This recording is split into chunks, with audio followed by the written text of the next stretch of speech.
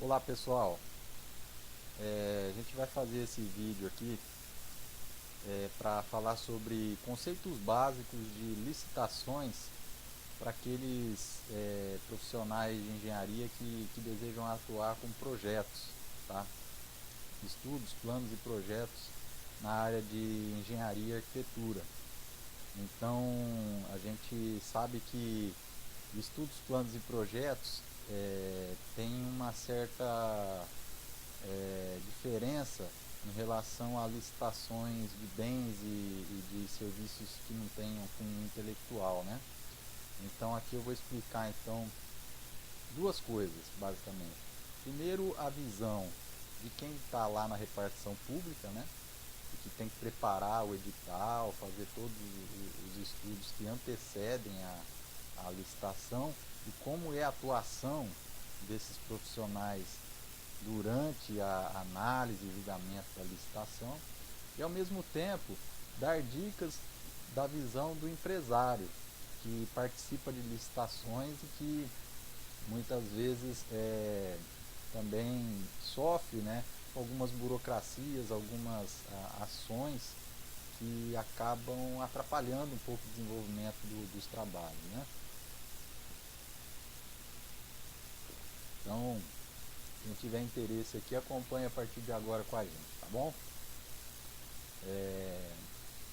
Então vamos lá. Eu fiz esse índice aqui, vou falar rapidamente, tá? Vou tentar durar em torno de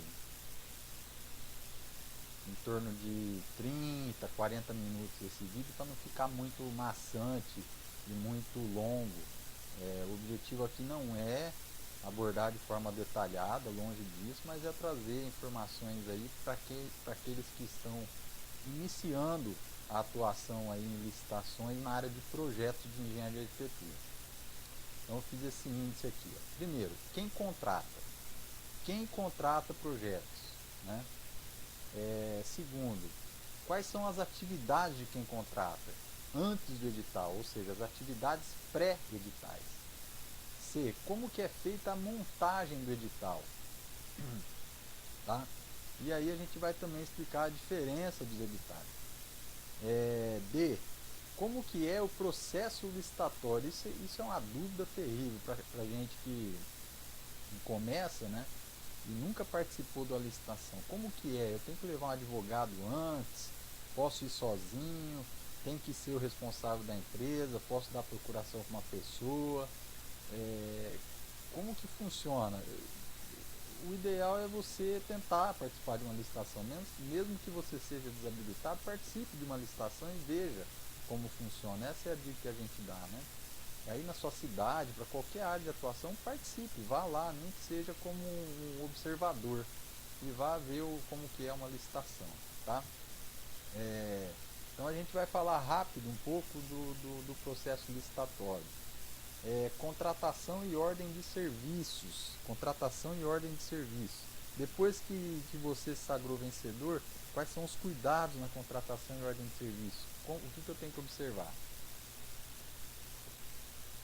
Então, de novo, nós vamos falar rapidinho sobre isso. A execução do serviço. Então, eu fui contratado, aí vamos falar sobre a execução. E no fim, a entrega final. Beleza? Vamos lá então começar aqui. Quem contrata? Tá.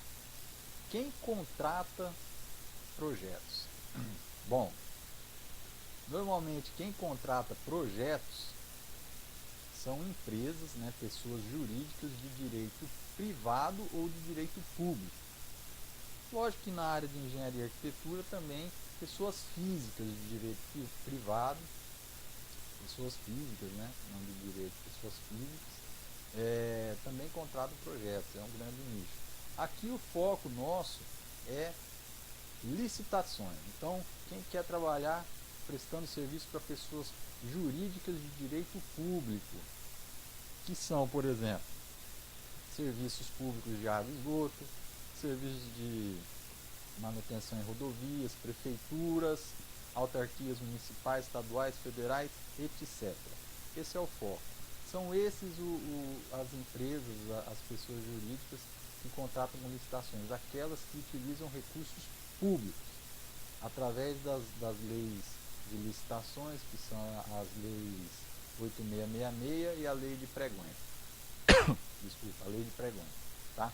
A gente vai falar sobre isso. Então, quem contrata, basicamente, vai ser prefeitura, o governo do estado, as suas secretarias, as suas autarquias, as repartições públicas, tá? Vamos lá. Bom, as atividades pré-editais. Bom, uma vez que a repartição pública contrata, como que funciona? Né? De que forma surge um edital? Né? Primeira coisa que acontece é a necessidade da constatação da necessidade de um projeto. Para que surja um edital, algum funcionário público tem que constatar a necessidade do projeto, perfeito? Então, se não existe a constatação da necessidade, não vai surgir o edital e não vai ser publicada nenhuma licitação. Como que o profissional, o empresário da área de projeto pode auxiliar a prefeitura? Visitando, tentando vender seu projeto, perguntando como funciona a prefeitura, quais são as políticas que estão sendo feitas, se ele já tem projeto para essas políticas e plantando a semente na cabeça dos órgãos públicos da necessidade da elaboração dos projetos, para não sair contratando sem projeto, fazendo obras super dimensionadas, desperdiçando recursos públicos. O planejamento e elaboração de estudos, planos e projetos é fundamental para a boa aplicação pública e é previsto em lei. E a gente, como engenheiro, empresário, podemos sim ir lá e atuar como sugestão de algumas elaborações de projetos. Claro, de uma forma muito cortês e muito educada, chegar nos técnicos das prefeituras, mas buscar informações e tentar fazê-los compreender de necessidade de contratações de projetos, que isso é uma área muito carente, tá? Então quem tem que constatar a necessidade é o técnico da prefeitura. Vamos dar um exemplo aqui então. Vou pegar um exemplo aqui na área de saneamento, que é a área que eu atuo. Falta água no bairro por conta de falta de reservação, tá?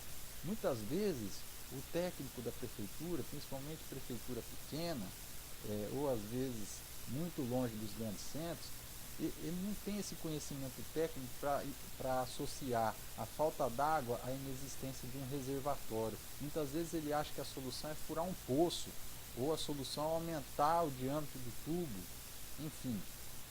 Lógico que também podem ser soluções, mas vamos pegar um exemplo que a solução fosse a construção de um reservatório. Você visitando a prefeitura, você pode auxiliar ele a chegar a essa conclusão, dizendo, olha, por que você não contrata um estudo para a gente avaliar, então, qual que é a real necessidade de vocês? Ou então você vai lá e, se tiver de uma forma muito clara, se a sua cidade não tem reservatório, vamos construir um reservatório. Coloca isso aí de uma forma lógica, para que ele comece a ter esse planejamento e você pode então estar sugerindo a contratação de estudos. Vou dar um exemplo que o técnico chegue à conclusão que realmente é necessário a construção de um reservatório, ele concorda, ou que ele chegue sozinho nessa conclusão, tá? Como que vai funcionar dentro de um órgão público? Bom, ele primeiro, constatada a necessidade, ele precisa fazer um anteprojeto, um levantamento de custo, tá? Ele não vai se meter a fazer o projeto. Tem alguns que se metem, mas normalmente não é uma boa prática, tá? Por quê? Porque o técnico normalmente tem outros afazeres, não tem a experiência, não tem o know-how para fazer determinados tipos de projeto. No caso de um reservatório, ele talvez não teria o conhecimento ou a prática para escolher o melhor material, a melhor solução construtiva. Então não é indicado. O indicado é que ele faça um croquis do que ele precisa, levante os custos do projeto. Quanto que custaria para contratar uma empresa de consultoria, para elaborar esses projetos, fazer esses projetos detalhados, utilizando todas as normas técnicas, enfim. E aí ele faz então a identificação com base nesse levantamento de preço de diversos projetistas. Ele pode pegar e verificar se ele tem dinheiro para contratar esse projeto através da análise da dotação orçamentária. Então isso o técnico da prefeitura ou do órgão ele vai fazer. Viu que tem dotação orçamentária? Qual que é a origem do recurso? É privado ou é através de um convênio? Bom, se for através de convênio, ele tem que seguir alguns critérios do programa que ele vai pedir o recurso, ou da emenda, enfim. Se for recurso próprio, mais fácil. E também melhor para a gente que vai prestar serviço, que a burocracia é bem menor. Montagem do escopo. Então, uma vez que ele já tem o orçamento, já tem a origem do recurso, tem o levantamento de custo, o anteprojeto, capacidade do reservatório, o local onde ele vai fazer, tudo mais ou menos definido, então ele vai fazer a montagem do escopo técnico ou termo de referência, que é o que? É um documento onde ele vai colocar de forma detalhada, tá? O máximo de informações que ele tiver, para quem participe da licitação consiga propor o preço e não alegue posteriormente que não conhecia determinada característica do serviço. Então ali o técnico ele precisa amarrar muito bem o escopo do que ele vai contratar, dar o máximo de informações e qual que é o objetivo, o que ele espera do serviço. Ele espera que seja apresentado, no caso, um projeto detalhado que permita, com planilha orçamentária, contratar a obra. Então, ele tem que especificar todo esse detalhe em termos de referência, que é a etapa que antecede o edital. Uma vez que ele fez o termo de referência, então ele faz a solicitação formal com as respectivas justificativas técnicas. Então quem faz é o engenheiro e ele faz essa solicitação para a direção do órgão. Então o engenheiro ele leva essa solicitação, ele faz a solicitação e já leva tudo bem detalhado. E o diretor, cabe a ele tomar a decisão de fazer ou não. Muitas das vezes ele acaba fazendo, e aí surge então a necessidade de contratar um projeto. Beleza, então chegamos onde a gente queria. Ele já fez a atividade pré-edital, que foi identificar a necessidade, o escopo, o custo. Agora ele vai colocar uma peça jurídica que vai promover a ampla concorrência de todas as empresas da região, do país, do estado, do município, que desejam elaborar esse projeto. Como que funciona isso? Isso é o edital. O edital da licitação, assim como o edital do concurso, ele é elaborado com auxílio de um advogado do departamento jurídico da repartição. Tá?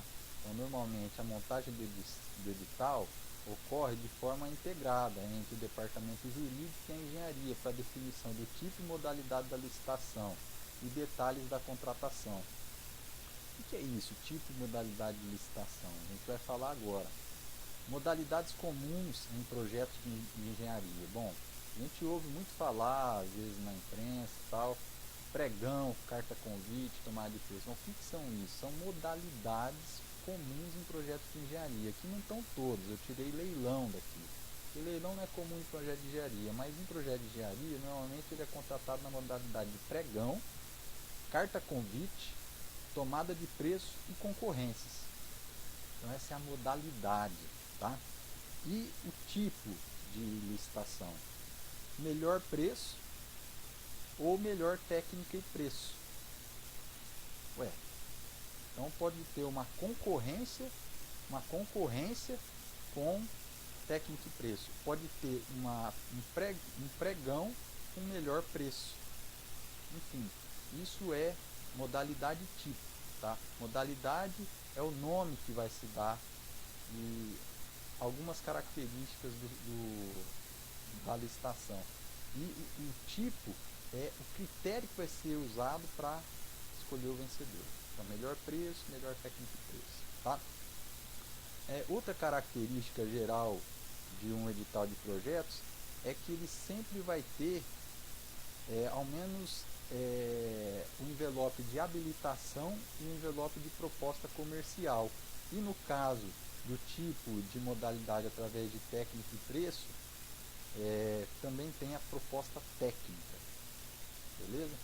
Então, essas são as características comuns de licitações de projetos. Agora, como que é feito então na montagem do edital, nessa reunião do departamento de engenharia e o departamento jurídico, para escolher qual que é a melhor modalidade e o melhor tipo? Bom, a lei de licitações e a lei de pregões, que é a lei 10.520 de 2002, e a de licitações a 8666, ela traz aqui, eu estou mostrando para vocês um resumo do que tem que levar em consideração, basicamente o valor e o prazo para a emissão para abertura, né, das propostas. Então o pregão não tem valor e o limite pode ser estendido até 60 dias, mas é definido em edital. Carta convite, ele pode ser feito em contratações de projetos de até R$ 150.000. Então projetos pequenos, né, até R$ 150.000, eles podem ser contratados através de carta convite, com a vantagem do seguinte: o prazo para as propostas são 5 dias.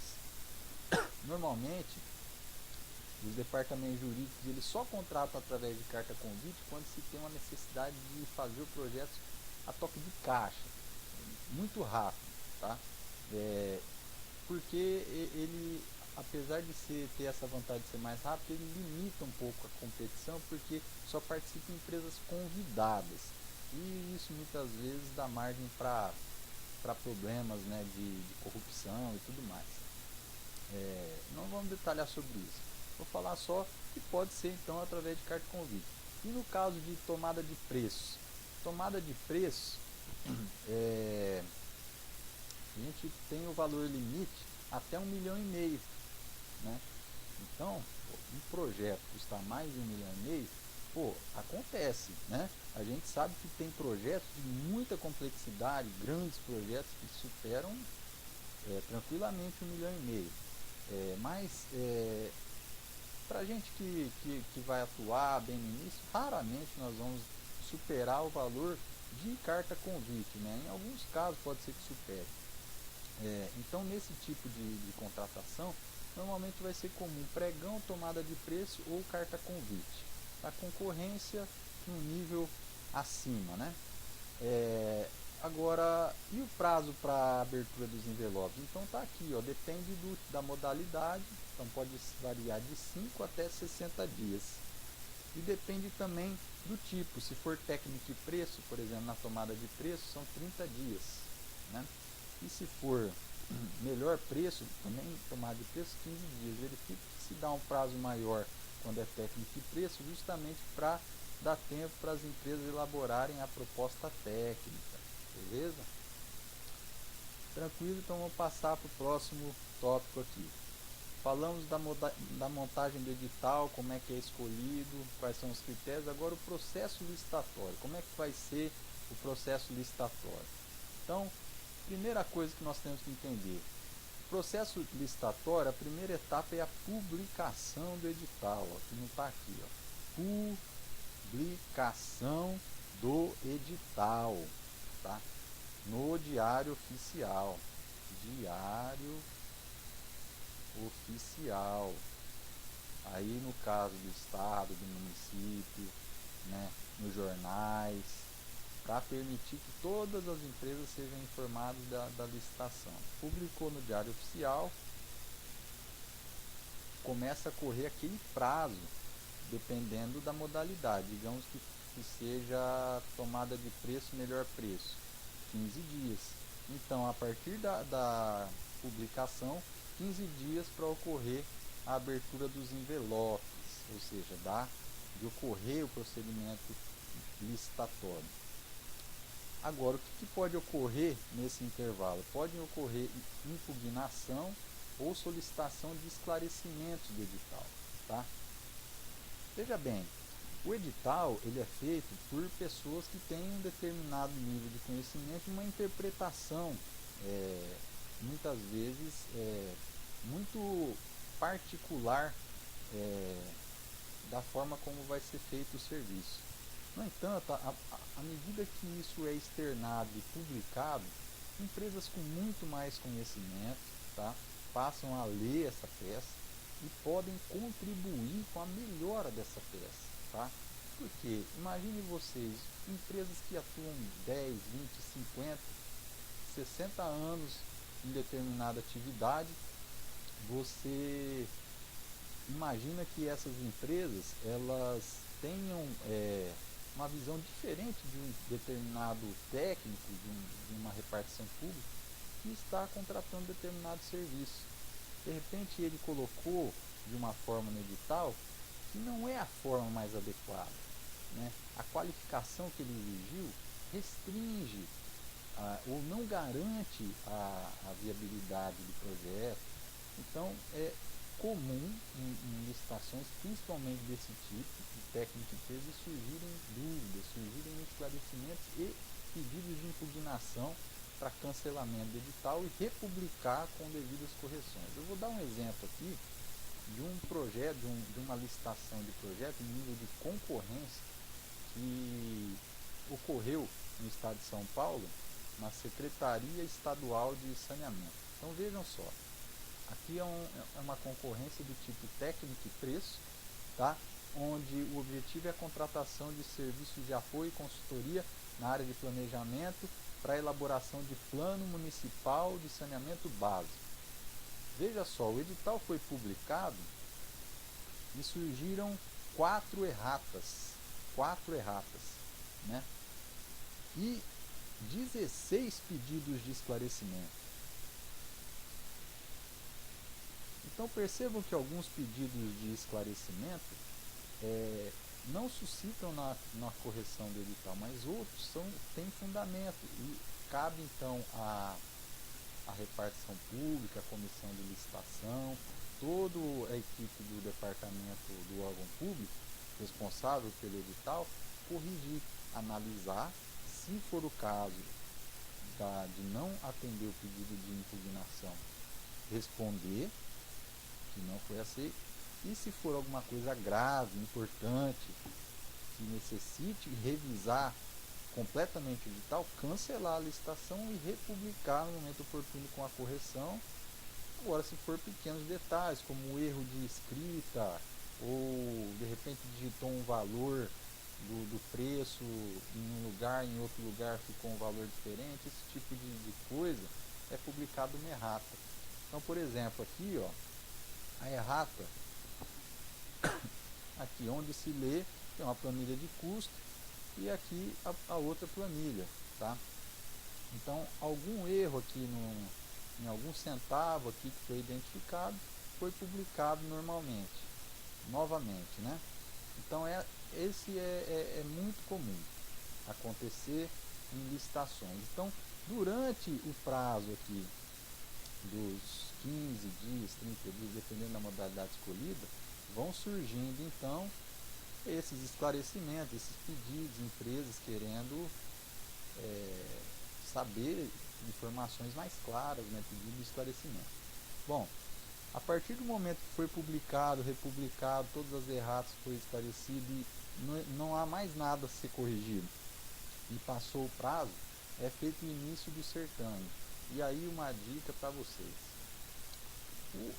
O momento de se fazer as reclamações e os pedidos de correções é dentro dos 15 dias, ou dos 30, ou dos 40 dias. A legislação, ela já traz todo esse período aqui entre a publicação do edital e a abertura do envelope, ela dá esse prazo aqui justamente para que ocorram os recursos, os pedidos de esclarecimento. Uma vez que começa o procedimento licitatório, o edital ele é soberano. Aí não adianta você reclamar, você dizer que isso é um absurdo, que aquela cláusula, aquele item. No momento da licitação, segue o edital. Tá? E cabe recurso posterior, mas aí já é uma outra questão. No certame, então, segue o edital revisado e a comissão de licitações ela vai poder avaliar recursos, esclarecimentos relacionados à documentação dos participantes, não mais ao edital, tá? Se algum participante entrega um documento, o outro não concorda, diz que aquele documento não atende edital, tá? Tudo é paralisado para ser analisado e posterior reconvocação. Isso é a forma como vai ocorrer a licitação. Pode ocorrer inclusive cancelamento em casos mais graves. Os recursos e prazos são contados a partir do momento em que não existe mais recursos, os prazos foram suplantados, é feita a homologação dos resultados, beleza? Então isso aqui de uma forma bem rápida, tá? Estou passando para vocês como que funciona a licitação, tá? Volto a dizer que para quem deseja participar de licitação é interessante um dia visitar uma repartição pública no seu município e tal, para que você acompanhe uma licitação, nem que você vá com a sua empresa para perder, só para apresentar, mas participar da licitação para ver como é que funciona. Vocês vão ver que tudo isso que eu estou falando aqui é o que ocorre na maioria, né, das repartições que seguem de forma correta esses ritos. O que vai existir são diferenças entre as modalidades, de pregão e concorrência, carta convite, existem diferenças, mas a característica geral é essa aí que eu passei para vocês. Aí o que vai ficar faltando a gente falar aqui nesse vídeo? Bom, uma vez que foi feito o processo licitatório, vem a contratação, a execução e a entrega dos serviços. Bom, o que vocês têm que ter, que o engenheiro tem que ter atenção? A contratação e ordem de serviço, emitir a RT. Emitir a RT.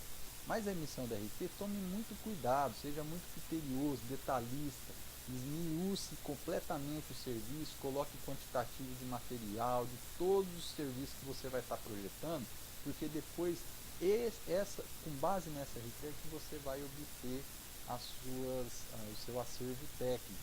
E o acervo técnico é um dos itens que você tem que apresentar, que pode ser solicitado no edital, né?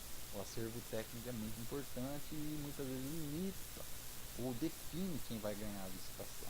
Então, na hora que você assina o contrato e emite RT de uma forma que você tenha bem detalhado o serviço que você vai projetar. Minuta do contrato no edital. Bom, a minuta, então a contratação ela vai seguir a minuta do contrato que está no edital e o cronograma que foi feito lá no termo de referência. Leia com atenção, assine, pegue a ordem de serviço e comece o serviço. Uma vez que você inicia o serviço, você vai ter um prazo para entregar cada etapa, seguindo o cronograma do plano de trabalho que você assinou. A entrega formal da etapa nós chamamos de medição. Essa medição nada mais é do que a entrega do projeto, né? Na quantidade de dias especificados no contrato, então 2, 3, 4 dias no formato A1, A2, A0, A4, colorido, preto e branco, em uma via digital. Você vai entregar e, junto com isso, protocolar na repartição, anexando a documentação, pegando o protocolo e solicitando a manifestação e aprovação daquele material que você está entregando dentro do prazo estabelecido em contrato. Então, o diretor, gerente do contrato no órgão público, ele tem responsabilidade de responder, de se manifestar dentro do prazo estabelecido em contrato. É lógico, pessoal, que aqui deve prevalecer o bom relacionamento, principalmente na área de projetos, né, que envolve a parte de criação, a parte de desenvolvimento de uma ideia. Então não adianta você ser o dono da ideia e não levar isso para discussão durante a realização do serviço, senão você corre grande risco de chegar na repartição, entregar o projeto, a pessoa olhar e falar, mas não foi isso que eu imaginei, não é isso que eu queria, mude isso, e você ter um retrabalho, né? Então é importante que você leve o projeto mais uma vez e no momento que você for fazer a medição, a pessoa que receba já tenha completa noção do que você está entregando, e aí a chance de ser aprovado é muito maior. Uma vez aprovado, você passa para a emissão da nota fiscal. Caso exija alguma necessidade de revisão, você vai ter que fazer a reentrega dentro do prazo estabelecido em contrato. A emissão da nota fiscal e o depósito bancário, existe aí ainda um detalhezinho, tá? Que muitas vezes a gente não está acostumado a trabalhar com órgão público, a gente não consegue sacar no início, mas acontece muito, que é o seguinte: para que ocorra o depósito, existe um procedimento administrativo dentro da prefeitura chamado empenho, tá? Onde o departamento financeiro da prefeitura vai, através do fundo lá de arrecadação da prefeitura, selecionar determinada dotação orçamentária, fazer o procedimento de empenho, pedir autorização bancária, o gerente do banco responsável pela conta vai liberar e aí vai ser feito o depósito. Então não é simplesmente pegar e depositar, então isso pode demorar aí de 2 a 3 dias, dependendo do órgão público, dependendo da data que você estiver fazendo isso. Mas é normal. Agora, o que não é normal é superar 3, às vezes 5 dias. Aí o que pode estar acontecendo? Aí pode ser que é um problema na origem do recurso ou na prestação de contas para o repasse do recurso, quando esse recurso não é de origem própria da repartição que você está fazendo. Vamos dar um caso muito prático: prefeitura. Prefeitura deseja contratar um projeto, solicitou um recurso, um convênio para a Secretaria Estadual de Saneamento. A Secretaria ela depositou uma parcela do recurso e ela vai depositando o resto das parcelas de acordo com a prestação de contas.